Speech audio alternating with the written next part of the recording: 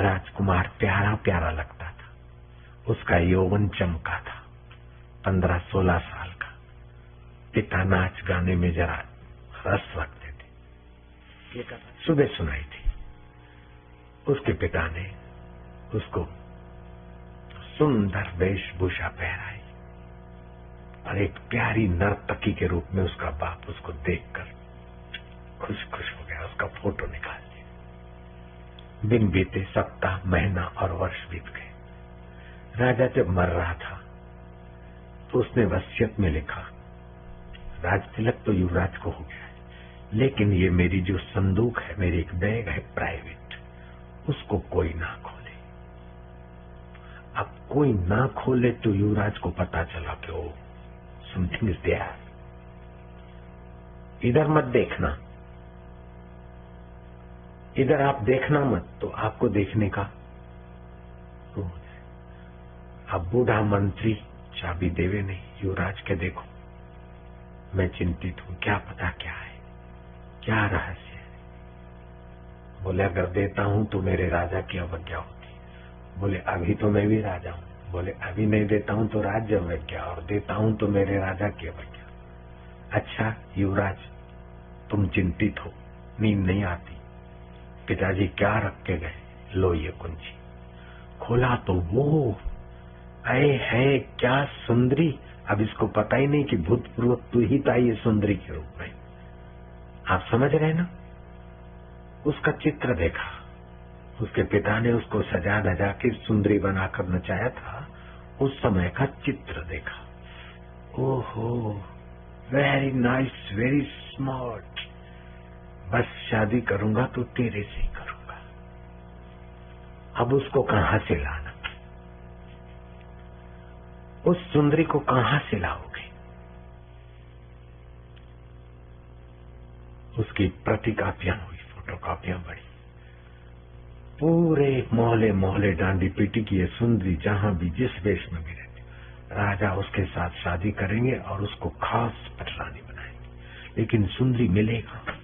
फिर से नगारे बजे तो एक पुराना राजा का मित्र, जिसने ये मेकअप का सामान दिया था, कपड़े वपड़े बना के दिए थे, वो पहचान गया कि ओहो ये सुंदरी तो स्वयं है, जिससे शादी करना चाहता है वो युवराज स्वयं ही सुंदरी के रूप में है, इसको पता नहीं। अब युवराज चिंतित है कि मेरे राज्य की सुंदरी कहाँ गई। किसी राज्य में हो तो मैं लड़ाई करके मर मिटूंगा, दूसरों के गर्दन कटवाऊंगा, लेकिन वो ले आऊंगा। मेरी औरत, जैसे सीता को राम ले आए तो ये मेरी सीता को मैं ले आने के लिए सब कुछ कुर्बान करूंगा। लेकिन श्री राम का लाना कुछ और था और तेरा लाना कुछ और है बेटे।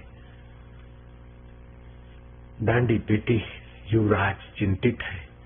युवराज किसी भी कीमत के, राज्य की कीमत और हजारों सेनाओं की बलि देकर भी किसी और राज्य में होगी, तभी भी राजा साहब इस सुंदरी को लाने के लिए कृत निश्चय है, दृढ़ निश्चय है। हाय बाप, अज्ञान तू क्या कराता है, सुख के लिए क्या कराता। उसको पता ही नहीं कि वो सुंदर जो लग रहा है वो मैं ही था, अभी भी मैं ही हूं, ये पता नहीं। वो मिले तब सुखी होऊंगा। वो बूढ़े ने जो कपड़े ले गया था पहराए थे, और कपड़े भी उसके पास थे, रंग में चुट किया क्या यही है, कपड़े ले गया अपने।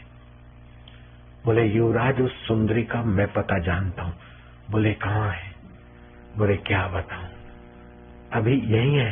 बोले बुला दो प्लीज प्लीज, आप मेरे पिता के तुल्य हो, बुला दो प्लीज, जल्दी बुला दो। मैं अभी बुलाता हूं, लेकिन एक शर्त है युवराज,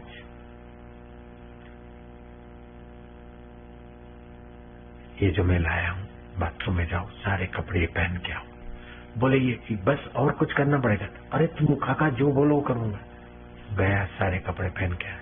जो कुछ कम वैसी थी वो बूढ़े ने ठीक ठाक कर दिया। अब मेरे पास तो लटारे नहीं है लंबी चौड़ी, यूं कर दिया। जरा सा थोड़ा सा वो अंजन लाया था, जरा सा कहीं मेकअप में कमी हो कर लिया। बड़ा आईना, युवराज, ये सुंदरी सामने ही खड़ी आईने में। बोले तो मैं हूं। बोले तुम ही तो हो, तुम्हारा ही सौंदर्य उसमें था।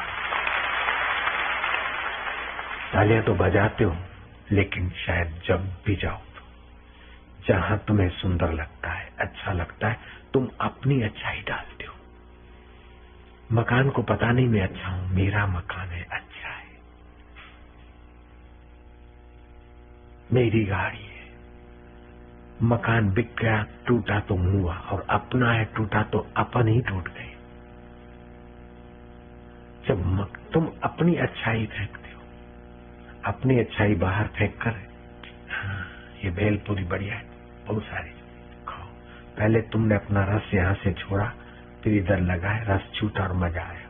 अगर भेलपुरी में रस सचमुच होता तो भेलपुरी बेचने वाला बेचकर रस लेता और तुम खाकर रस लेते हो। उसका बेचने में रस था, ग्राहक आ जाए, 5 किलो भेलपुरी, उसको मजा आया। 50 रुपए की भेलपुरी, उसको बेचने में रस आया और तुमको खाने में रस आया।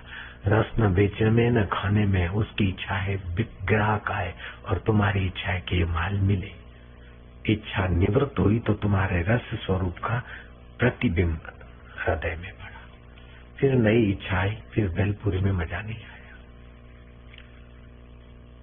I am coming from America December 26th at Shantak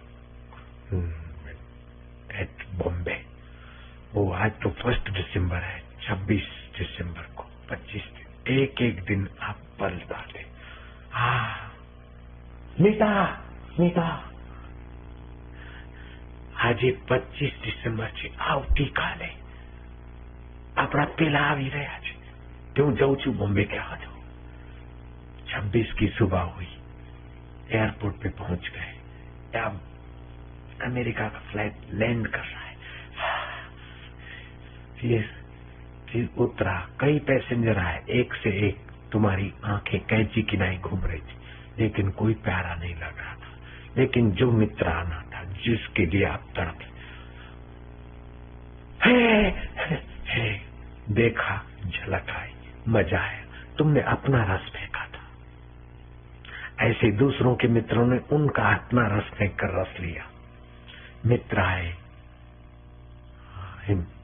immigration में से आए, मिला सामने, अरे अरे मरे, पहली सेकंड जो मजा आया, दूसरी सेकंड उससे कम हो गया, तीसरी और चौथी सेकंड हाथ खुले हो गए।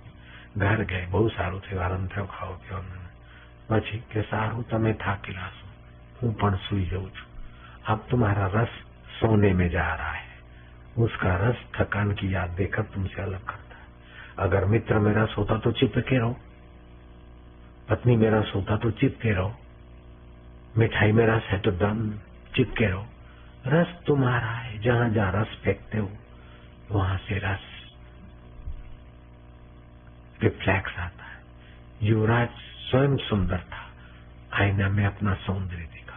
ऐसे ही श्री राम जी और श्री कृष्ण के जीवन में हुआ। एक बार श्री राम ने आईना देख लिया, बाप रे, राम जी आईना देखकर अपना सौंदर्य देखकर हो